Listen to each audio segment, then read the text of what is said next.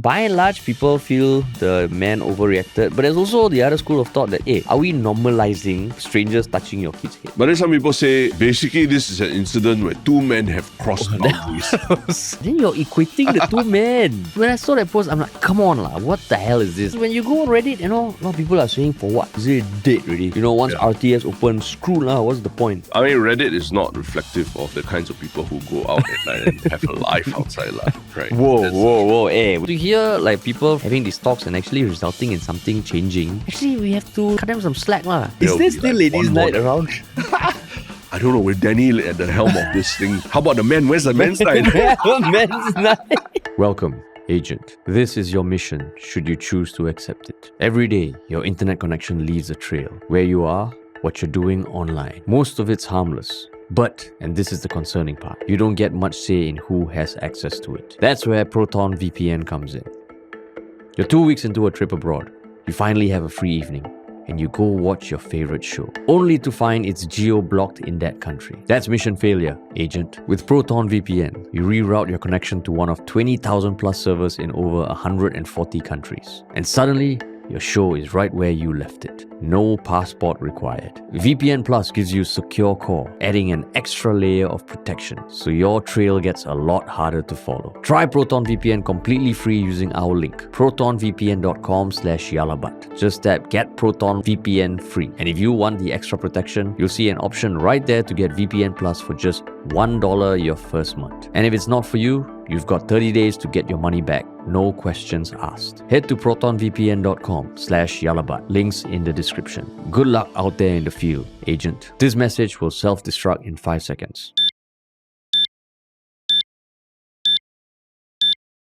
Or at least bring you to the podcast. What's up, everybody? Welcome to another episode of Yala. Your thrice weekly podcast where we talk about the hottest news with a touch of what, Terence? Good old humor. Good old humor. Yeah. We know it's midweek. We know that this week it is a twice weekly podcast. Yeah. Why is that, Terence? Yeah, I think I wanted to issue the POFMA on you when you said thrice weekly. Yeah. This week, two. There were only two. Oh, they're only going to be two, unfortunately. Yeah. Basically, over the weekend, or like late last week, I lost my voice. And that kind of, screwed up our whole podcasting schedule, right? Thankfully, we had an interview already lined up, right, with Anthony Chen, which is still making his rounds. And on the eve of his new film coming out, I think it's good that it also got a little bit of breathing room for people to listen to it, right? Yeah, correct. But I mean, so basically you caused the 2 episode a weekly thing lah. Yeah, correct. I just wanted to be upfront about that lah. And that's okay. I admit it, it's about your health and your mental health and all that is very important. Yeah. It trumps anything. But I know the silence was deafening, right? Because people so nicely, they were wondering, man. They were wondering. And I went personally on Reddit to answer that, there were threads that people were talking about it as well. It's not that we've been silenced or anything, or been told not to talk about this particular issue. It was definitely making its rounds on our WhatsApp and everything, right? Yeah. But I literally could not even squeak out, my manly voice. I mean, even now your voice sounds like it's still got the hoarseness. Yeah. And some people also rightfully pointed out, then you still go for the Singapore-Thailand match. Yeah. See, I was going to say that, and this is, like on Friday you lost your voice, but on Saturday you were there. Yeah. Cheering the Singapore team on against Thailand, the first leg, which they lost 3-1, but they still put up a fight. Last night, they played in Thailand, and for the first time since 2012, they beat Thailand. Yeah. But unfortunately, it was not enough to overturn the score, and they bowed out of the semis. But, man, I'm just so damn proud of the whole Singapore team. Yeah, 100% worth losing my voice or continuing to not recover. Yeah. Because... I think everyone in there at the stadium, we stayed all the way. Yeah. We heard them singing the national anthem and then singing Home at the end of it, and all the players just soaking. And Satu Nada, which is one heartbeat. Yeah, Satu Nada. And President Tharman stayed all the way as well. Checking VAR. Yeah. So, there's just this spirit that we've not seen in Singapore football for almost like more than a decade already, right? Yeah. And then yesterday when they went to Thailand, they took the lead. Then they gave away a penalty, but the person who gave away the penalty forced an own goal out of Thailand, and they lost 2-1, and they came close to winning and potentially pushing it to extra time. But overall, I think I feel damn proud of them. And kudos to the whole FAS team, to Gavin, to the players. It's just an exciting time. Yeah, and I think that's a big thing that maybe a lot of casual fans might not understand. What Gavin Lee has managed to bring back to the team is this sense of never say die, right? The fighting spirit that even up to the last minute you're still fighting. And yesterday it was not the most pretty match for sure. Yeah. Like very, very scrappy. The pitch was waterlogged. Yeah. At some points it's comical how little the ball was bouncing. It was literally like falling to puddles and all. But in spite of that, the boys were still fighting. And you just watch that 8 seconds after they score each goal, and just when they're like, come on, that was like the spirit that I feel like we haven't seen in a long time. Like they don't even celebrate much, right? They just go back and like, let's get on with it. Let's get on with it and play our game. And Gavin Lee, you see how animated he is. Like usually he's the calm guy, right? But he's so animated when, screaming out instructions at his guys. These are the moments that you watch football for. It's no longer just about winning or losing, is how you play the game. Yeah, and I mean, over the weekend, I was at some gatherings and I mentioned, hey, anyone watching the game tonight? There were some people who maybe have been following and were very excited, but there were a lot of people who were quite dismissive of Singapore football, which I understand. I was at that point maybe like a year or two ago, but I think anyone who maybe is wondering, why is there so much talk about a Singapore football game? Just go watch some of their videos on YouTube. They release like behind the scenes stuff. Go watch the highlights of the game. Maybe that's one thing. You can just watch the highlights of the two games. I think they're like 11, 12-minute versions online. Even if you're not a football fan, to me, I felt so much more proud watching them than I did NDP, which already was great. But I felt like, the players, they're so diverse and they have names like Ryan, Stewart. It's a combination of cultures and all. And it just feels like, come on, man, come on. Just give it a shot. Give it a shot. Just watch. And over the National Day period, Iman Fandi at the National Stadium singing our NDP song. Talking about standing on the shoulders of giants, right? Yeah. And then we see the Fandi boys on the pitch, channeling the father's energy and watching Ilan score that amazing curler. He's got the touch of his father. Yeah. And I felt immediately connected to my youth, cheering for Fandi Ahmad when I was a small boy. And then now cheering for his sons when I have my own kid and everything. And then Irfan Fandi with bandage head, still go and play. Yeah. And in the moment Ilan scored that consolation goal, and then how he just cheered on the rest of his team to keep fighting. Wow, that moment. Damn shook. And the crowd I think just the fact that everybody stayed back, it was just great So I mean, a lot of exciting stuff happening in the next few months also with regards to football. January in Riyadh, exciting times Yeah. But not just January also, right? There's also something exciting coming up that, it's just, I know we just want to talk all about it. We can spend 2 hours talking about it, but we still got to hold back a little bit. Yeah. But we can share a bit more about the podcast marathon that we mentioned a few weeks ago. If you're just joining us for the first time, what we're working towards is a 24-hour live stream podcast that we will record with 24 guests, a different guest every hour. Done in a very public space, in kind of like a fishbowl, so people can come listen and just see what happens to us as we speak continuously for 24 hours. Correct. The last time we mentioned that we're working on it, and as of last week, we've more or less confirmed the venue that is going to be happening. Yeah. We can't say which venue yet, but the moment we say it, everybody will know it. It's something that I'm guessing a lot of Singaporeans have gone past. Exciting. Right. And if you're asking, what are we going to talk about for 24 hours, right? I think that's what we really want to focus on. Everything we're talking about, the culture of winning in Singapore and what that means for Singapore's present and Singapore's future. Because that's something I think, the word winning in some ways in the last few years has been co-opted by different political groups across the world. And it means very different things. But in Singapore, what does it mean to win, right? Yeah. That's something we examine a lot in 𝘗𝘳𝘁, and I think we want to bring it to the streets and really, just do a 24 hours of self-introspection. Yeah. So it's almost guaranteed happening. It's happening middle of November. It's going to be fucking epic. And we are looking for partners. So this is just a call out. If we're looking for a title sponsor, especially, you think about the BYD marathon, there could be someone to come in to be like, the title sponsor of a 24-hour podcast marathon, which we are hoping to turn into a yearly thing. So exciting times. If you are interested, just DM us, email us at contact@ministryofmoney.com. Just reach out to us, however. And it's exciting, second half of the year. And it's definitely, it will take place overnight for sure. Yeah. Because that's the only way to fit in 24 hours, right? Yeah. Very relevant to also what we're talking as our first topic, right? Yes.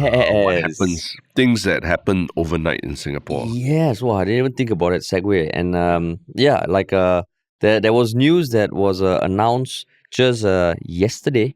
On Monday, August 17th, by none other than Alvin Tan. Who's been in the news a lot for very polarizing topics. But in this case, it was announcing that year-long experiment where they were bringing more joy to Clarke Quay with like an an extension of an hour for bars to sell liquor licenses from 3 a.m. to 4 a.m. It's going to be continued. Yeah. And it's been formalized. And alongside also allowing outlets, brands, or other companies to pitch new nightlife venues, which apparently hasn't been done for 16 years. Yeah, it was stopped for 16 years. Yeah. I recall 37 new applications in the past less than a year. For this pilot program. And those that were approved. There were 92 applications to extend liquor trading hours. Yeah. 1 year ago, we had, 𝘱𝘺𝘆, the bringer of joy to so many people, announcing this. And now we have Alvin Tan confirming it. I mean, maybe it was like the optics is like a more younger guy, right? That probably used to party in the recent years. Let's get him to announce this. I mean, 𝘱𝘺𝘆 also probably partied, different a places. bit further back, further back in time. Further back in time. Further back in time, yeah. But not just that. Also, I think the one that got me excited was that there are going to be like road closures of Circular Road area at the end of October for Halloween, and they hope to make that if not like every quarter or even maybe even more every weekend or something.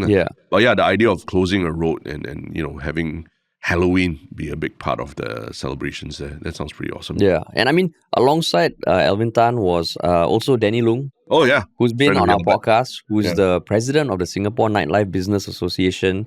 I mean, he did talk about changes that are being made to nightlife that hopefully can spur some stuff. But I mean, when you saw this, how you feel? There's so much excitement about Singapore football, Singapore sports. Then this one, how excited or not? No, I mean, I think it's a great thing that the pilot program has been extended, right? Because I think actually a year is it felt like a little lukewarm at the start when it was first announced. And on the podcast, we also talked about, it's only they're just testing out 1 year. And then what's going to happen? But it does point in the direction that, if all the authorities and the stakeholders involved see it as a success, that there are applications, that there are going to be real business use cases for these applications and the new liquor laws, it might also lead to downstream effects, like maybe transport operators thinking, hey, it might make more sense to operate or do something to allow our late night party goers to actually have some form of transport home.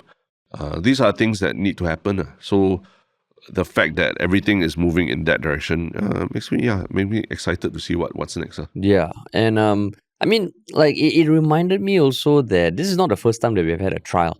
We actually had a trial in 2018 where alcohol sales could be extended up to 4 a.m. in Clarke Quay, but it ended after 4 months because of certain public order crimes. So in this case, I guess everybody behaved. I think there was reports of up to like 10% increase in footfall at Clarke Quay. Businesses were said to see increases in revenue also up to 20%, I think. All that is like anecdotal. But I was surprised because when you go on Reddit, a lot of people are saying, for what? For what? Is it dead already? Once RTS open, screw lah, what's the point? How do you feel about that? I mean, Reddit is not reflective of the kinds of people who go out at night and have a life outside, right? Whoa. Hey, we have a very good subreddit of very nice people Correct. I'm just saying broader, the broader Reddit, Reddit. You wouldn't see Reddit as like the typical person who goes out on the Friday or Saturday nights. But yeah, I mean, sometimes I do walk along that whole stretch at night and everything as well, and pass by Clarke Quay in the middle of the night. And well, yeah, it's a very different place from what it was years ago, right? But I can only, it still feels like there's still something salvageable there. There's still something salvageable there, and I think we've talked a lot about the old Zouk cannot compare to this new one and everything like that. And I reminisce that it is Zouk last time. But I think even when we've created those clips talking about it on our podcast, a lot of people also chime in saying, hey, but you can't forget that the young people these days, they're making their own memories at the new Zouk, right? That we older folks don't experience. And there are going to be other kinds of memories that they're making along the way, along the Boat Quay area, the river. And yeah, there are still pockets of life and activity around there. And it's just that it's very different. It'll involve people having late night runs around the area or having packed dog walks together, stop at the NTUC at Clarke Quay and things like that. And that is what nighttime business is going to feel like. Nighttime economy. The economy is going to feel like. Yeah.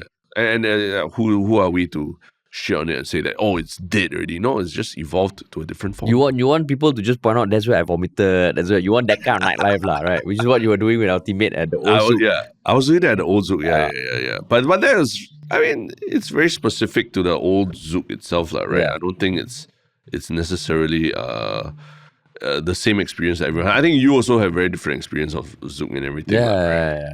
So I mean, so I don't begrudge people for, wishing that they could bring back the good old days. But I think you just got to embrace that, this story is for another generation of people to write as well. Yeah. And I mean, like when I was reading that, I was like, hey, it's so easy to shit on the other policies or other things that the government is doing with regards to Maju Forest, They want everybody's damn angry. But in this case, I think actually can give them some credit because when I remember last year, I think my perspective was that if they are doing this trial, given in 2018 it didn't even last 4 months, is this really going to be a trial? Is this really going to result in change? But the fact that they are making it permanent, the fact that Michelle Koh, who is the head of the Singapore River One, said that they even brought additional security officers that cost $20,000 a month. 5 of them. 5 of them. 5 of them, $20 a month. But they say we're going to do it because it might move the needle. It actually is a bit encouraging. And like to hear like people from the the non-profit sector, Singapore River One, just a ground up movement, Nightlife Business Association, having these talks and actually resulting in something changing. Yeah. Actually, we have to cut them some slack, And I think if the businesses are happy, if there are more proposals for new outlets, which it boggles my mind that for 16 years there were no proposals. Because when I was trying to find out why actually this moratorium was introduced, it was because in 2009 there was a fear of law and order problems. I mean, it's likely linked to the 2008 riots. But the effect that it had, where for 16 years there was no new things being introduced, that one also I forgot. So you can't blame Clarke Quay for being dead. But with this happening, actually, it's encouraging. And I think overnight, to go from no nightlife to full nightlife is going to be hard. If these are baby steps that takes a bit longer, at least there's a bit of hope. At least there's a bit of hope. Yeah, maybe, I guess when institutions, they've gotten over the hangover of that, the Little India riots and everything, right? Then now we can finally, let loose a little bit. I think we should celebrate that. It's not easy for institutions, and this we're talking about MTI, MND, and MHA all together, three parties sort of loosening the grip a little bit. What was the first one? MTI, the Ministry of Trade. Gan Kim Yong. Yeah, businesses. So all of them are coming together and saying collectively, okay, let's all loosen the grip a little bit and let our nighttime economy thrive. So I think we got to celebrate that. And a lot, and I think like when Danny came on, you can tell that there was a lot of effort from talking to stakeholders about this, right? But I did see one of the criticisms was like, why you only do Thursday night and Friday night extended liquor hours? Why not Wednesday night? Because Wednesday night is ladies' night, one additional liquor hour. Wow, Is there still ladies' night around? I don't know. With Danny at the helm of this thing. How about the men? Where's the men's night? Men's night. Just joking. Danny, we love Danny, and but we know he heads up the Men Too movement, right? Yeah. But I don't think there's anything discriminatory about the lady having a ladies' night. Actually, I don't know. Is it offensive to say ladies' night these days? Just a Google search yielded blog post on Sassy Mama, 25th July 2026. 18 best ladies' night deals in Singapore with free drinks. Yeah. So I guess it still does happen. Yeah, ladies. Well, was that a big attraction for you last time growing up? I mean, I wasn't that much of a clubber. But just going out, I don't need a club, but just go out for because of drink, ladies' bars, night. Ladies' night, all that. Yeah. No. I think if anything, it'll be only on weekends. Only. I know ladies' night was where you were prowling, Terence, right? I won't say prowling, right? But it's a self-selection thing, right? Yeah. Like in the middle of the week, the only people who would drop, all logic and sense of a decent working adult, right? Drop everything and then go out until late at night. Are people who want to meet people and want to party, right? Yeah. Rather than you go on a Saturday when someone has, I'm here with like this once every 3 months I go out with my friends and I just want to be only with my friends. I don't want to talk to new people. You're like, come on, it's just not that kind of Not crowd. everyone on Saturday is like that, okay? No, I say, but there's a higher likelihood that you'll bump into people like that, who don't want to meet new people, who don't want to have fun and all. So, I mean, Wednesday night, ladies' night, I mean, it was an institution. To me, it was an institution in nightlife. So I hope there's also some recognition of that. There was a very polished way of, describing the Wednesday night crowd. Because I'm sure some people would say it's just a bunch of horny men. Hey. No, but there's also the other side, other than the self-selection of people, but also you could be pretty sure, I mean, this one is like, it depends on your age, whether you like it. You could be pretty sure that there were no army boys. Oh, that's true, That's true. Very, very few, That's true. So it's a bit more discerning crowd as well, if I would put it nicely. So I guess I can imagine that's why they're like, hey, like what you say, if you're a real partier, Wednesday is the night. If you're Thursday, Friday, okay, you're getting into it. Yeah. Or maybe you're forced to be there by your company. People like you who don't want to go. The party poopers. And who go and just drink because you don't know how else to function. But so ladies' night still does happen. And I mean, of course, you can be cynical and say, this is just to appease the crowd. There's nothing going to happen after that. But come on, like if they're allowing people to pitch new businesses and all, I don't think they would also want it to fail. Yeah. At the end of the day, if people's livelihoods and all are at stake, feels like, okay, it almost made me feel like, hey, what? I want to go to Clarke Quay one of these days. Go with my wife, bring our kid and see what's happening. Yeah. Because I haven't been there for so long. Yeah. You'll be quite surprised. You could go like Clarke Quay on a weekday evening and you don't have to drink. You could eat a waffle, you could eat gelato or something and still be hanging out at Clarke Quay and looking at, people watching and everything. And then you won't feel so FOMO about it. Or you even go to NTUC. That's true. And you can drink there. Right, you can drink there. I know my wife's favorite 𝘬𝘳 was at Clarke Quay, but I think it closed. Yes. It closed. Your favorite Hooters also was at Clarke Quay. No. Even though, why do I have a memory of Hooters? Oh, I think because there was once a friend's costume party where everybody was supposed to come as a character that starts with the first name of your name. Oh. Starts with the first letter of your name. Okay. So I went as a Hooters girl. You went as a Hooters, So you dressed you cross-dressed. As a Hooters girl. Wow. It's offensive. I mean, it was, I would say, the most popular costume. I would say, but... this was your corporate days, I suppose. This was, I think, during uni. Uni, wait. I think during uni days. I don't think I started working yet. Or maybe you were very big on this whole dressing up for parties thing. I remember your corporate events also, you were borrowing a lot of props and all that from because me. It was fun in the US, Halloween. You come into Singapore, you don't give me this half kind of dress up. You go all in, man. Yeah. You go all in. I had the sumo costume. Yes. Which was epic also. You still have it now, right? No, I think it tore because I was just too havoc. Yeah. Then you had your Elmo costume. I had a Sesame Street Elmo. No, not Elmo. Cookie Monster. That was fantastic. Yeah, very very popular also. Parties. Yeah. It was great. It was great. Yeah. It was fun. It was fun. Yeah. So I mean, and when you in the article also they mentioned that businesses are excited about the closure of Circular Road for Halloween. Then they can also start thinking about their own activations and all. Yeah, parties. So it's cool, man. Yeah. Halloween, man. So I mean, yeah, this big thing. You think it's it's mainly targeted for locals or foreigners who come here? Because like for example, STB is having this. They launched a Singapore Grab Travel Pass, like a tie-in with Grab, to allow visitors during the months of August to October. For September and all. Yeah, enjoy certain vouchers when it comes to traveling, all that. But do you think, a lot of these measures are directed more at the foreign crowd or they want locals? I mean, because they did specifically say the more MICE events, the more concerts, the more tourism offerings we have, places like both Quay, Clarke Quay, Circular Road, and others will really benefit from the downstream impact.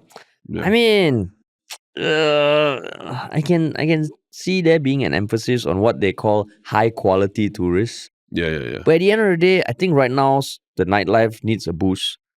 I hope it doesn't go down the path of just becoming damn expensive. But I mean, this is like you can't be beggars can't be choosers. If this is something that is happening, okay lah, have to support, have to patronize, and just hope that it carries on like this lah. Good for you. Yeah. I was just thinking about it today because after we watched the Singapore-Thailand match, I was taking MRT home. And then on the MRT were a bunch of I think foreign exchange students, like ladies like all dressed to the nines, definitely going out for, to Raffles Place for party. Then suddenly this group of male foreign exchange students in the middle of the MRT carriage suddenly walk up to them. Hello, where are you from? Oh, I'm from Denmark, I'm from Germany, everything. So there was this cultural pickup happening right in front of me, and then I'm standing there wearing my shorts and my red Decathlon, my Decathlon shirt and everything. Then I'm like, wow, this is the high quality tourists that our nightlife wants to attract, right? They're literally on the way in the MRT, talking, chatting, and getting to know each other and picking each other up, and they probably go and party and have a great time after this. Spend a lot of money in our economy. Whereas me, I'm like this miser going home after watching a football match, a local football match. So I'm just thinking, does this nighttime economy, does it exist for people like us, who are just going about our day regular, it's so much effort to get us to go out and buy one drink, versus these young people who are just out there and ready to paint the town red. But I would imagine even 10, 15 years ago, there were 40-plus-year-old men looking at you also like, what is this guy doing? Wednesday night, don't have to work, is it? Don't you work? So I think the nighttime economy or nightlife, because nighttime economy, it implies you can have child-friendly stuff. I would imagine nightlife always skews towards the same demographic across the ages. You outgrow it, but as long as there's the main target demographic still participating, that's the most important thing. So when you saw that, maybe it was just you thinking, oh, that could be me. But then now I'm like, I'm so tired. I also raised this point because they were headed to Raffles Place. But honestly, if you wanted nightlife after the Singapore football match, if you go to the Jalan Besar Stadium, there around the stadium, there's you can eat durian at night, you can eat ice cream or gelato at night. There's bars, there's KTV if you like. There's actually a lot of stuff that you can do, and it's up to you to go and find these things and rather than just complain about them being nothing. Because the last match I watched at Singapore Indonesia, also at Jalan Besar, after that I ate durian and everything with my family after that, and it was just such a fun experience. But you have to seek it out, because walking along the streets is not the most vibrant. You need to know where to go. But around the stadium, it was very obvious, vibrant. So I was very surprised that stores were still open at 9+10. Yeah. But I mean, when you talk about the nighttime economy is for who, it also made me think about how, you watch a football game at Jalan Besar, it really feels like this is, how you say, a slice of the Singapore. Yeah. Because the refreshments were a lot cheaper. Yeah. The food was a lot cheaper. Yeah. And you walk out, you're almost around HDB blocks. But you watch it at National Stadium, of course there is the scale and all, but you come out, it feels more commercial. I mean, you can't say one is better than the other. Both have pros and cons. But I mean, it's very easy to start seeing that in Singapore, like, where one is really so polished and is it for locals? Is it for people around the region? Whereas Jalan Besar, it feels like, yo, man, this is not going to pull people from Thailand to come and watch a game here. But it is for Singaporeans. I remember, I was queuing up to buy snacks and drinks at the football match. And like the queue was so long and slow because it was really like a makcik and attending the store. And then then there was a blackout in their store, and then they had like to call an electrician to come and fix something. Then because it's got blackout, no more cheese with fries because you can't make fries anymore. Then I'm like, wow, this is really like old school, like back. But there's something very romantic about that, very right? charming about it. That's why I continued staying in queue, and even though it was very slow and everything, because it's just like, wow, what kind of. You never get this experience anywhere else. It's really like the kampong spirit. Yeah. But then it's one of those things that, at some point it will be, optimized and all that. I mean, can't run away from that. But it's just when you talk about the nighttime economy, it's for who, I guess we can't run away from the fact that it will be targeting more affluent tourists and all that. Yeah. That's why hopefully it doesn't go out of control, pricing and all that. Yeah. But that's where I feel like, this announcements and all are very good for that Clarke Quay, Circular Road, Boat Quay crowd. But when you think about nighttime economy, there's really a lot of other pockets that are very interesting in Singapore. And I hope that, Singaporeans also, try exploring these places. Go to Jalan Besar at night and see it's actually a really vibrant place too. I mean, Geylang very vibrant. There are a lot of places. I think maybe it's very easy to think, there's no nightlife in Singapore. But there is, you just need to seek them out. Until it gets more mainstream, which hopefully it does. Yeah. Harish and I just saw something shocking. Now, apparently, over 60% of viewers of this channel are not even officially subscribed. This has to be a mistake, right? We know you're out there because so many have come up to tell us how much the podcast means to them. So, how can we fix this? Do us a big favor and hit that subscribe button. It will mean a lot to us, and it's awesome to know that the 𝘨𝘂𝑚 community is only getting stronger every day. Thanks for listening. But speaking of places in Singapore that will surprise you, I think there might be a new contender for the crown of the new Yishun of Singapore already, right? Like a lot of things have been happening in the east, the eastern part of Singapore. Something over the weekend that also captured everyone's imagination. Not just in Singapore, around the world, man. Yeah. And it is the case of the Wanton Mee uncle who got shoved to the ground by the father of the little girl who the uncle patted on the head while walking past. Yeah. I mean, there was a very clear CCTV footage video that was released over the weekend. And I mean, how do you first see it? Yeah, I first saw a clip of it on Reddit, and I thought, there's so many clips these days of aunties or uncles fighting and things like that, right? Yeah. But I think what then captured my attention was, I think, Noah Yap, influencer, Our Boys to Men actor Noah Yap. Been on 𝘨𝘂𝑚 before also. Friend of 𝘨𝘂𝑚, he posted that clip also, and there was a lot of, I remember there was a lot of rage in his story and talking about how emotionally connected he was to this old man and his Wanton Mee store, in the East. And that's what got me more interested in this, because, it seems like then I think as it started to percolate around WhatsApp groups and even with groups that both of us are in, your Easties talk about it with such fondness, right? This old man's store. Yeah. What does this Beiying Wanton Mee mean to y'all as Easties? So, I mean, it still is in Roxy Square, which is a damn old school shopping center along East Coast Road. And I mean, I've gone to the coffee shop there quite a few times, ate the Wanton Mee, which is damn good. But I remember what was so iconic about it was that this uncle, he would sit down and he would shout your number. Sit down? As in sit down at his stall. Because I think I moved to my previous place about 5 years ago and he was already kind of seated. I think maybe there were people helping him make the Wanton Mee. So he would take down your order, give you a number, and then he would shout 146 across the whole coffee shop. And his voice would bellow around. It's damn loud. So whenever I went, I was like, initially I was like, who the hell is that? But after that, it became part of the experience.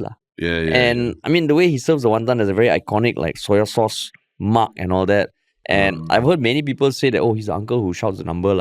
But I mean, I didn't know. No, actually, I knew before this also that he had been there for like 30 plus years. Yeah. So you actually, it was started the same year you were born, right? Oh, 1984. 1984, yeah. Oh, 1984. And is how you pronounce it, Beiying? I would think it's Beiying, because the Beiying. Chinese words are Meiying. What does that mean? Do you know? Beautiful. Wanton Mee. I was going to say beautiful child, but I think the ing means something else. Oh. How apt.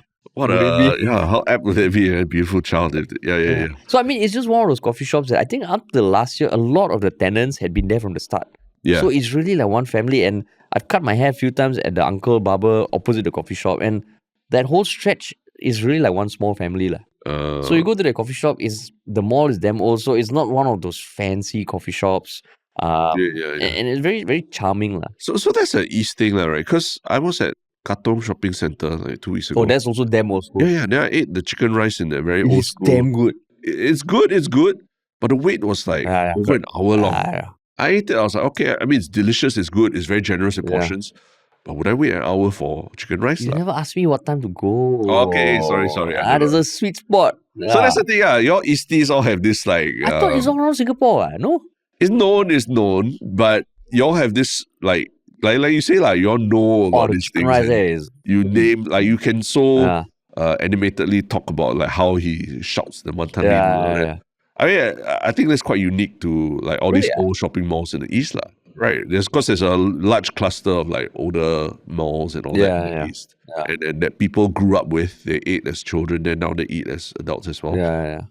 You don't see that much. That's true, because that whole stretch, East Coast Road and Seaview and all, was literally the edge of Singapore until everything got reclaimed lah. A bunch of Cindy's also in East Coast. So since young, not to say I've always lived nearby there, but like it's Cindy Central lah. That's why I asked this, because I was like, at first I was like, I mean, when I saw Noah's post, I was like, oh, is this another case of like, farming? Cloud chasing from influencer, something bad happened, and I go there and take photo of the uncle first. But what I'm hearing from you is that, it's true that a lot of these people grew up eating these Wanton Mee and have very emotional, sentimental connections to it. Right? I mean, Noah, if you're watching, just know that was Terrence's first thought. When he saw that. What an asshole thing to say though. How long you know Noah? I know. And but at the end of the day, you got to look at everything with a slightly, discerning or a skeptical eye, right? And the fact that I first saw this online, I mean, at least it came to my attention through Noah's post. I have to kind of like read a little bit into the intentions behind it. But after I read everything, then I'm like, I get Noah's, why he respects the uncle so much. His affection for the uncle. And I mean, I like when my wife saw the CCTV, she was like, hey, is it the Wanton Mee at Roxy Square? So she recognized She recognized. And she grew up Eastie. No. It's just we have gone there a few times. Oh, okay. Okay. But that coffee shop is, I mean, it's very recognizable. Then I was like, but it says Beiying Wanton. When I Googled it, it was another location further down East Coast. And then I realized it is the kid's shop and this is the father's shop. So they are both along East Coast, just maybe like a kilometer or two apart. What happened was this on 15th August, Saturday, was when the video went viral. The incident happened at 4:40 p.m.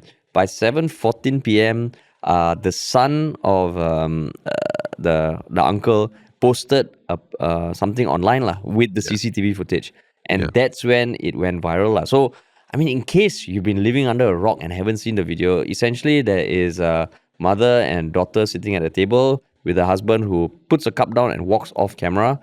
Right beside the mom and the daughter, elderly uncle walks past, clearly with a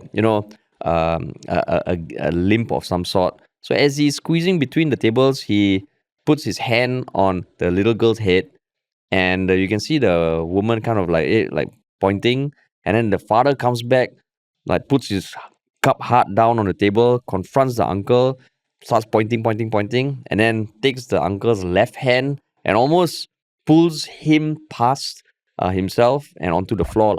And also pushes the other shoulder. So, I mean, you look at it, you're like, was he meaning to pull or push? But there's no reason otherwise to pull the uncle. And the tailing hand was a bit indicative.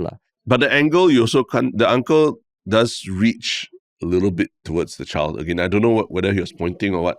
But that's when the man grabbed like a defense mechanism. I don't know. Yeah, that's what I'm saying. Like, yeah. Yeah. So I mean, since then, the video carries on, and I think you can see some people confront the man. The man sits down, invites the uncle for a cup of tea, and then there's been a lot of chatter online from the kids, from people like 𝘨𝘚𝘃, from commentators. It's been featured on the BBC, South China Morning Post, UK newspapers, and I mean, I would say by and large, people feel the man overreacted. But there's also the other school of thought that, hey, are we normalizing strangers touching your kid's head? And that's where I'm like, huh. Yeah. And I've had some people ask me, as I'm sure they've asked you also, you all are parents. How would you feel if a uncle like that walking past touches your kid's head?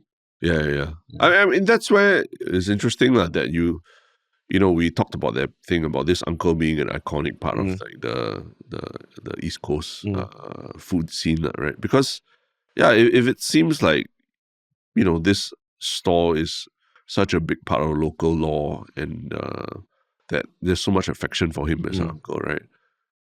Yeah, even if he's a stranger to your child, but if you've been eating there for a long time, you probably would know of this uncle and all. And in that generation, their way of showing affection, one of the things is that they are very, they love to touch children. I don't say touchy-feely, but they're children. They love children, because last time really it was all about, small kids are such a joy and always squeezing their cheeks and all that. I mean, now as like more modern day parents, maybe we frown upon that, right? Like putting your hands on other people's children or pets or anything. But that generation really was, of the ilk that this is how you show affection to young children, right? So I think that's where maybe there's a generational difference that we're seeing wrought out here, right? But I mean, because there has been some speculation about the identity of that couple, which, I mean, because it's speculation, we're not going to talk much about it. But let's say they were not from Singapore and going there for the first time, and they don't know the law of this uncle. To them, it's just this guy in his 70s putting his hand on my kid's head. Yeah. I mean, to be honest, even in that case, I'm like, yo, man, it's an elderly person. Because I saw some people online say, if you're okay with an uncle putting a hand on your child's head, what if it's a middle-aged man? Putting your child. To me, it's different, right? And you mean a younger man putting his hand on let's say a child's creepy guy putting his hand on a child's head. To me, context matters. Yeah. And like if it's an old person, I don't know how many old people have touched my daughter's face and hair, taking the lift down from our flat. Yeah, this auntie comes in, so cute, and then pinch the cheek. Yeah. And of course, for the first time, I was like, is that okay? But after a while, it's just normal. Yeah. But that's where, when I watched the sequence of events unfolding it on the CCTV and rewatched it a couple of times, I really had that feeling that I was watching the Will Smith slapping Chris Rock segment again, right? Where you watch Will Smith do something really, really disgusting to somebody and totally out of proportion, right? In response to what he saw as an insult to his wife, right? But then, because you sort of have been, over the years, you've been seeing what Will Smith has been going through in his marriage, right? That his wife almost openly talking about cheating on him and watching him cry on camera and all that. And then you see it all just come out in one moment where Will Smith, from smiling and laughing at Chris Rock's joke to turning to look at his wife and then realizing, I need to show my manliness about this, just exploding and then just slapping Chris Rock.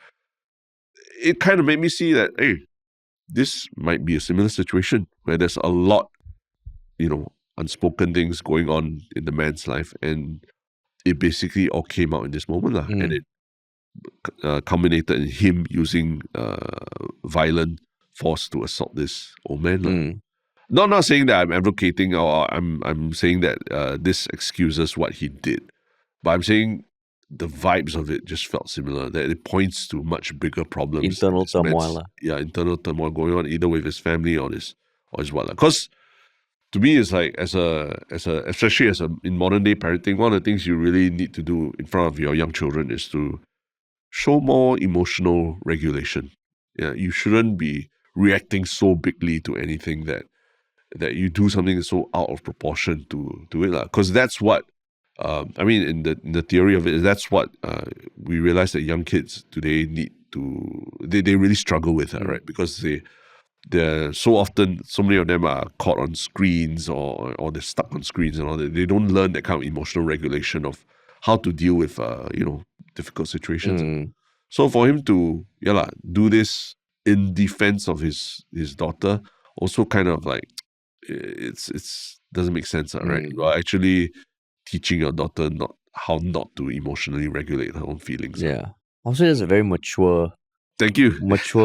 thinking, because I couldn't even get that far to feel any compassion towards this guy. You're a dad. I'm a dad. But Will Smith slapping Chris Rock, that's one middle-aged man slapping another middle-aged man. Okay. This one is an elderly person. Yeah. And to me, it's like, if he could do that to an elderly person, I mean, like, could he do it to a child or something? So that's where, I mean, the internal turmoil, I think everybody has internal turmoil in their lives. Sometimes worse. It's hard to say whose is worse, whose is bad. But this sort of thing happening, that's why for me, when people say, oh, but are we also normalizing the uncle touching the stranger's head? I think you can separate that. Whether the reaction overblown. But yeah, it's hard for me to feel any shred of like, wow, this guy must be going through something. But then some people say, basically, this is an incident where two men have crossed boundaries. What do you think of that? I mean, and this is actual like post I'm seeing. Someone with a decent following, right? Yeah. So this is it's actually a case of two men who don't understand boundaries. I don't understand boundaries. Then I'm like, then you're equating the two men. Yeah. And when I saw that post, I'm like, I was expecting, okay, are you going to elaborate on it? But no, the next story is something else. Then I feel like, come on lah, what the hell is this? Like you're almost forcing your own perspective or agenda on this issue and equating the two of them and their behavior. Yeah. And saying it's about being a man. Like men not respecting boundaries. Yeah. I mean, you can't just say that because without understanding the context, you read that, you're like, okay, it's just another man thing lah, So I saw it, I was like, what the hell is that? Yeah. But I mean, it's just her own opinion. So, but that was odd. But why do you think the international media is so fascinated with this case? I mean, BBC, South China Morning Post, Vietnam, everything, they're all talking about this. Yeah. I mean, ultimately, it's just two people getting to a scuffle kind of in a coffee shop, right? Why is it such big news, you think? I think because even though now Singapore is more prominent than ever on a global map, I think there's a lot of curiosity about what happens in Singapore. And because Singapore is always praised and, highlighted, get Taylor Swift in front ahead of other countries, and then some shit like this happening, right? I don't know. I feel that it's just very easy to be like, oh, so not all is rosy in the land of Singapore. No, gloating a bit. I feel gloating. A bit lah. Really? Yeah. I thought it was more because I think there was some indication from the social media post of the Wanton shop that the man was maybe Australian or something, or from Australia. I thought that was the reason that it was interesting because to foreign press, because it's like a foreigner from the West coming to Singapore and then, beating up a beloved Singaporean uncle, right? So there's a lot of, there's intersectionality of issues here, right? Like high SES, low SES, foreigner, local, and all that. But yeah, but that's the thing, we don't know for a fact like this person's identity or background yet. Yeah. But I have to say that this was like over the weekend, I mean, this man probably became the most hunted man in all of Singapore. Yeah. Well, the island-wide, I won't call it a witch hunt because he did do something bad, right? Yeah. But it was a manhunt going on around the island for him. While baying Wanton Mee was the most the desired Wanton Mee in Singapore. I mean, just one thing, when people come from Australia, do we still refer to them as from the West? Just because of their political system, their ideology? I think so. Because they're part of the Commonwealth. Yeah. And all the systems, everything are from the West, all right? And that's something that I just heard in a podcast recently that 𝘨𝘪𝘵 was talking about. Like, when you talk about modern civilization, you're basically saying Western civilization because the idea of modernity is a Western idea, right?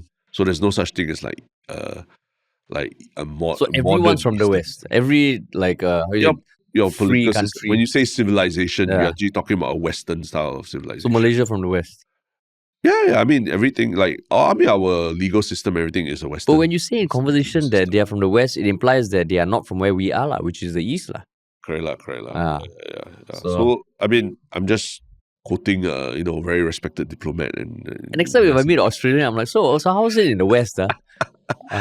See what they say lah. See what they say. Okay, maybe people say global north. Global north. North. Global That's a more palatable way of saying Yeah. it, is it? And I'm not Asian, I'm South Asian. South Asian. You're Singaporean. Singaporean. By ethnicity. But I just want to remind you again. It's Singaporean first. Singaporean first. I do not look at you as like South Asian. You are to me a Singaporean. Thank you, Terence. Thank you for being an ally. I'm an ally. Have I proved it? You're an ally. Yeah. No, but coming back to this, I think it's less about the foreign press gloating. I think there's generally a curiosity about the society and social norms in Singapore. And it's one of those, like, if you hear, unfortunately, a shooting in a specific country, sometimes it's like, okay, you're almost used to it, you're numb to it. Whereas in Singapore, where we are known for our orderliness, something like this happens, And because it was so graphic, I think there's an element of like, okay, people are going to want to click on this. Yeah. And the CCTV footage will just so happen to be right focused on the table. And I mean, the latest update is that this uncle has a fractured back. He actually finally was convinced by his son to go to the hospital. Yeah, and it seems like he's got a fractured back and needs surgery. And also, if the police are investigating this as an assault, it means much worse consequences. Yeah, which we know they are already. Like the man has been identified, I believe. But I mean, chances are that given the child in question is pretty young, there might be a gag order. But I mean, there's some. I mean, 𝘗𝘳𝘗𝘵, he went to visit uncle and then he posted a photo, and then a lot of people are very supportive of him, right? But also people say that he's chasing for clout or that. But some of the comments, like some I think funny Punjabi guy said, "When are you visiting the guy who pushed the uncle?" And then 𝘗𝘳𝘗𝘗 replied, "He should be patted on the head too with a chair." I mean, there's a lot of kind of violence begetting violence, and I mean, I think even the police said, let's try to don't speculate and all that about it, right? Urging people not to speculate, because even with all the CSIing going on about who the person is, and it might be a public figure, at least the woman might be a public figure and everything, it's all still speculation, right? Yeah. And I don't get yourself in trouble by doxing or inciting violence against people and things like that. Yeah. But like the guy did it, but do you think like the way the mom reacted also can kind of be dissected? Because when the uncle touched the little girl's head, the mom was the first one to be like, hey, like it seemed like she was a bit taken aback by it, which may have alerted her husband. Correct. So, I mean, I think anytime someone is in a position where your partner is doing something like that, you can't really say like, hey, how come she never stopped the person? I think it's like a blur that goes on in your head. But I mean, to me, it was also very reflective of how people are so protective of their kids. And of course, you want to be protective, but I don't know, it feels like there's this sentiment that, everybody is out to get my kid, or just be like, that over coddling of a kid. That was like a physical manifestation of it. And that's why I'm like, wow, really? Is that? I know kids are amazing. They need to be protected. They are defenseless. But I saw that, I was like, whoa, shit. It's everything you hear that is like the physical manifestation. Yeah, it's quite scary, right? Yeah. Because I mean, when I bring my kid to a playground and everything, I try to, as much as possible, let him, sort himself out. Like if someone doesn't want to play with you or that, you don't step in as a parent. You gotta let them have a little bit of space and time to sort through their own things. But this one, that's why I think as a parent, you really need to try and keep your emotions in check in these kinds of situations. But that said, don't forget that the CCTV, we don't hear what is being said to each other, or what happened prior to this incident. We see this snippet that's put out. Yes, it's wrong, but was there anything that aggravated the man before that, right? That led him to reach boiling point so quickly? Because you can tell when you watch the video that, even as the old man was just passing the table already, the 40-year-old man was actually watching the table from a distance, right? While drinking his drink and buying food or something. So was there something that triggered him before the incident as well, right? that led to that. Not that it excuses anything he did in the moment. Yeah. But I mean, I think it's just anybody, any parent or any man out there, I think it's instructive to watch things like that and just ask yourself, how would you react like that in the moment, right? Yeah. Yeah. But yeah, it's crazy, yeah. Like, and I mean, he also walked off, I'm guessing, to maybe like, because the coffee shop, the drink stall is the other side, the direction that the man walked off towards. But I was thinking, for the kid, this can't be a good experience also. Yeah, it's terrible. Yeah. You know, to see that happen, to see an elderly man be kind of shoved to the ground by your dad. Yeah. I don't know, man. Like, even a few weeks ago near the coffee shop near my house, there was another altercation between a young father who ended the argument with someone else by saying, "You're a disgrace of a man." Yeah. And he sat down to have breakfast with his wife and kid, and everybody was like, that was fucking weird. Yeah. But yeah, it's just another case of people being on edge. But you never been in a situation where you very agitated by someone like a hawker or kopitiam owner or something where it make you like, wow, if there were no rules in this world, I would beat him up, you know. See, I mean, you've asked me this before, and that's when someone said, they replied also, because I think I said, I don't think I've been in a public shouting match that wasn't like related to sports or something like that. So in this case, I don't think. The only time that it comes to my mind is like when I couldn't get that one prata. I wanted to get one prata, I was forced to eat two. But even then, I think I was calm. I just accepted the two pratas. And I got scolded again for asking for an extra plate. But I took it off my I had to hold you back. I had to hold you back, man. I had to hold you back. Brother, you, me, we are South Asian. Give me a damn plate. I had to hold you back. But one place I recognize that I cannot hold you back is when you are watching football live. Wow, you are like... you're almost embarrassing to be next to sometimes in watching football match. I mean, yes, granted, everyone in the stadium is shouting at the same time. But, when... I thought, the referee was doing a pretty fair job then, but it's the custom, right, in Singapore, when anytime a foul goes against our team, we will shout, "Buto!" to the referee. And then you were like screaming at the top of your voice, "Buto!" and your hand gestures like just pointing. And then it just so happened that I was next to you, and then there was this man carrying his child just walking past your line of vision. Then you were shouting, "Buto!" and then your arm flung out. And I literally saw the child like turn around and just grab her dad. Probably in response to you like screaming at the crowd like that. So Harish, maybe talk about people keeping the emotions in check. Also need to passion, the passion. If you're gonna walk during a game, you have to be prepared for this kind of shit, No, but you have to think about the nuance of it. Because the word is at the end of a chant, right? So it was building up already. When it hits that, you have to drop the word. And just so happened, I remember seeing the person come into view as I said it.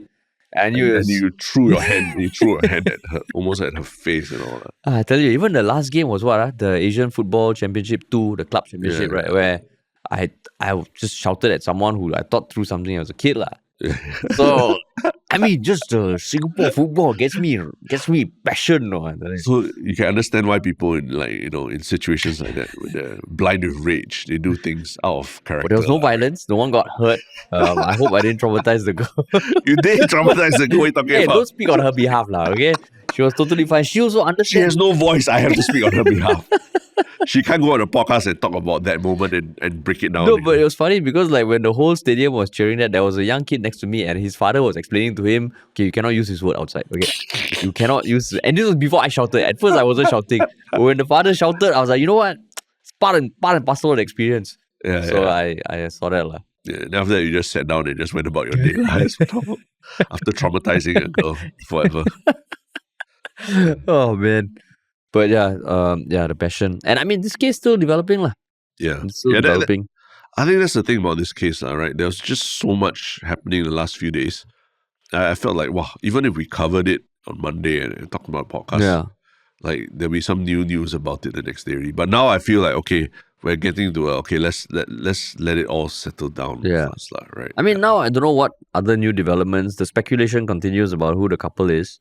But I guess the next thing would be the update of the investigation. Because once there's a police report made, investigation happening, such a public case. But the thing is, people might say gag order. There could be a gag order because there's a child involved. But as even well. then, like, we don't need to know the identity. We just need to know what happens to this guy. Because even if it's a gag order, they'll still report it. They could still report it in the news. Right? Yeah, correct lah. Definitely nothing good lah. Yeah. But wow, crazy. But yeah, that's the real Singapore we're in. But what is your one Shiok comment of recent times? My one Shiok comment was a very thoughtful email sent to us at contact@ministryoffunny.com under anonymity lah. So I won't disclose the person's name.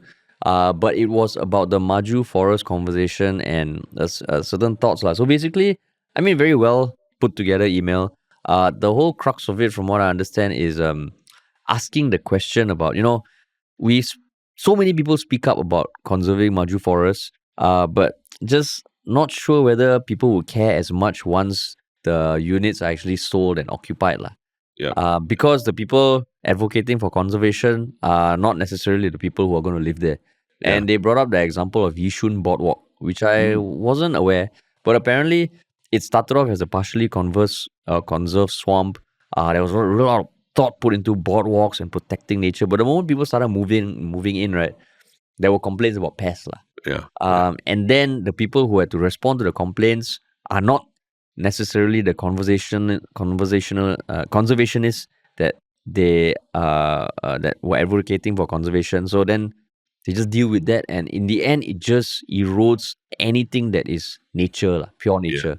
Yeah. So it was. I thought it was a thoughtful email because it was just questioning whether we in Singapore are even able to coexist with nature, or whether it is a very manicured version of nature that we actually want. Yeah. But for people who want the nature who don't end up living there, it's an inevitable thing that is going to be eroded lah. Which I thought, I was like, hey, actually I never thought about it that way. How is it going to be in 10, 15, 20 years lah? Yeah. So I mean, interesting, very long email. So thanks a lot for sending that. But yeah, that was my one Shiok comment. Yeah. Mine is on Reddit. I think someone just 1993 Tians just asked, no new app, and just asking, did I miss an announcement or something? Why today no new app? So yeah, it was nice to see that people immediately, because we missed our regular recording schedule, people were immediately asking what happened. But I always want to tell people that, even if we don't have an app on 𝘗𝘳𝘵, every week there's a new episode of Tell You First, right? Which is a podcast that we do in MediaCorp that we're very, very proud of. And in recent weeks, we've got some big guests on, right? Benjamin King. We had Dick Lee just came on as well. And we still got more coming up, right? So yeah, if you miss your regular dose of 𝘗𝘳𝘵, please give Tell You First a listen, because it's really evergreen, and it really, I think in some of it we go really deep into Singapore culture, deeper than we've ever been. Even that what you mentioned earlier about Little India riots, we had a full episode on Tell You First about that. That will give you so much more context about the cultural impact of the Little India riots, for example. Yeah. So yeah, do check out Tell You First if you either finish your 𝘗𝘳𝘵 episodes or you miss the ones that we when we miss a recording. Yeah. And I guess if people want to stay up to date about whether or not there's an episode that's going to go live or be released, just follow us on Reddit I guess. Yeah. Because that's where we try to update. Yeah, we do stalk Reddit once in a while as well. Yeah. Cool. And what about your one Shiok Thing, man? And what's yours? My one Shiok Thing, talking about South Asian, as an ally, I think you might appreciate this. Yes. Last week, 2 weeks ago, the trailer for Ramayana yes. dropped. Did you see that? I believe I did, yeah. Yeah, so basically Ramayana is like the epic tale of a great battle in Indian folklore. Yeah. And it's one of the oldest stories in the modern world. And a trailer dropped. And at first, to be honest, I thought the trailer was just some dude making AI. Yeah. Because it does look like there's a lot of CGI. I won't be surprised if there's AI. But then once you see the actors, you can recognize them. And wow, it looks like a spectacle, man. Yeah. And who's the lead actor? Ranbir Kapoor, who's like Tom Cruise, Brad Pitt level in Bollywood. So he's starring as Rama. And the director is Nitesh Tiwari, who is a very, very critically acclaimed director. And yeah, it looks damn exciting. I think it went viral on Indian social media and around the world. And you watch it, there's there's definitely a lot of like CGI, VFX and all, but just feel like, hey, it's about time that India gets its own epic lah. Made into like almost like a Marvel-esque kind of feel.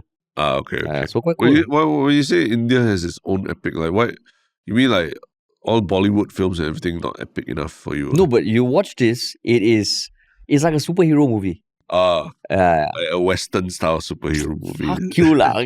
It's not Western. You watch it, it's like it's so Indian that it can't be more Indian. I'm just saying that this sort of like fight scenes and like that that you don't only see in Western movies, Terrence. Okay. But it's been coming up over the years in Bollywood. But you watch this, you're like, hey, this is cool, man. Feels like it might be like a 4-hour movie or something. Epic. But wow, you watch it, you watch the trailer. And Ranbir Singh is a cool guy. Okay. Yeah. Oh, that's cool. So yeah. You have to. It's coming out in Diwali. Diwali. I know what you're gonna be doing the weekend. Hey, you know who the music was done by or not? A.R. Rahman. Rahman. And Hans Zimmer, dude. Hans Zimmer. Wow. Hans Zimmer is involved. Okay. Definitely must watch. So it's that sort of scale, okay, Terrence? More already. Must watch. More verified. Yeah, it's like Ranbir Kapoor, Yash, Sai, Pallavi, Hans Zimmer. Yes.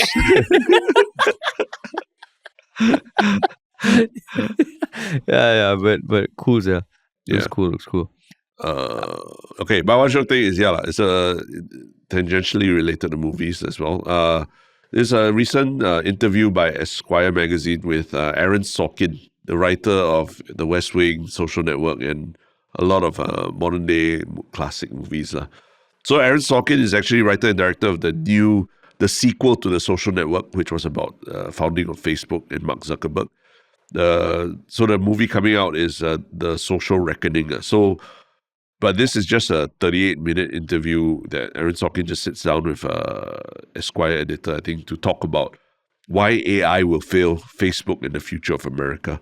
So yeah, I thought it was super interesting because he goes into a lot of detail about just what he thinks about AI and why he thinks AI won't replace the creative endeavors. And he talks a lot about why he's directing the sequel to The Social Network and not letting David Fincher direct it himself.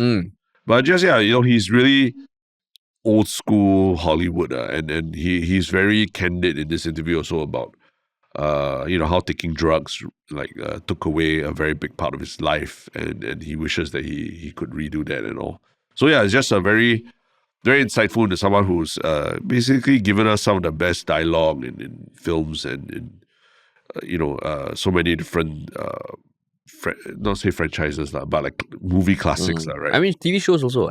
TV shows, The West Wing and all. And he talks about, he talks about politics. He talks a lot about politics as well, and why he made certain decisions, endorsing certain candidates, in the lead up to Trump becoming president and all. Because he's very anti-Trump, right?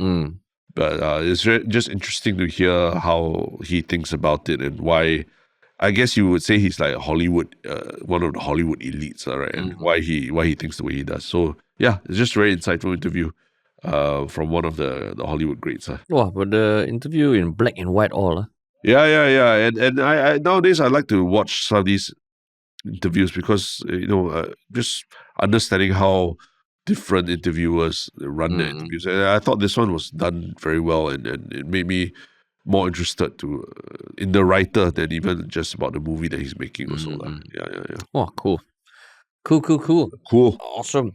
That's the episode for today. We'll definitely be back on Friday.